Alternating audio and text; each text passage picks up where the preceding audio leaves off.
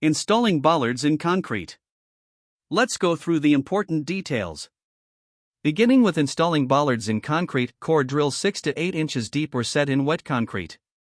Steel pipe filled with concrete is strongest. Regarding installing bollards in concrete, complete guide. Bollards protect property, guide traffic, and prevent vehicle damage. Installing them correctly ensures they actually work when needed. This guide covers 2 installation methods and the strongest bollard construction.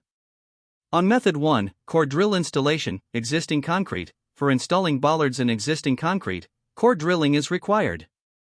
Moving to step-by-step process, check for utilities below, call 811. Next, method 2, set in wet concrete, new construction. For new concrete construction, bollards can be set during the pour. Regarding step-by-step process, place bollard in exact location before pour. Additionally, ensure it's plumb, use level support to prevent movement. For more information or to request a free estimate, visit localconcretecontractor.com.